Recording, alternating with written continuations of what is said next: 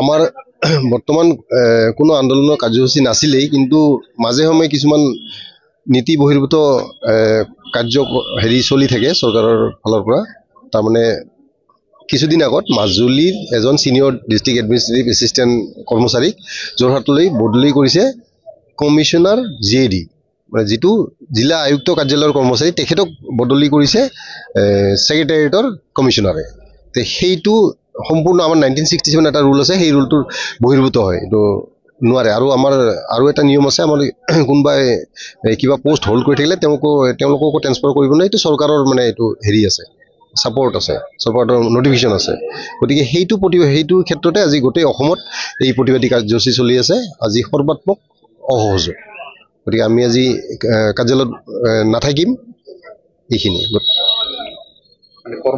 কৰ্মৰ পৰা সম্পূৰ্ণভাৱে বিৰতি, সৰ্বাত্মক অসহযোগ, আৰু আমি কোনো সহযোগ নকৰোঁ। ইমাৰ্জেঞ্চিৰ ক্ষেত্ৰত যিহেতু দি আছে, সেই ধৰণৰ কাৰ্যসূচীত আমাৰ অলপ ৰিলেক্সেশ্যন আছে, কিন্তু যিখিনি নহ'লে নহয় সেইখিনি কৰি থাকিব, সেইখিনি চলি থাকিব। বাকী কোনো কৰ্মচাৰী কাম নকৰে। এইটোৱে আমি খবৰ পাই আছোঁ গোটেই অসমত হৈ আছে। কাছাৰৰ পৰা আৰম্ভ কৰি তিনিচুকীয়া, তেজপুৰ, কোকৰাঝাৰ, গোসাইগাঁও, ধুবুৰী, গোৱালপাৰা, গোটেই অসমতে চলি আছে।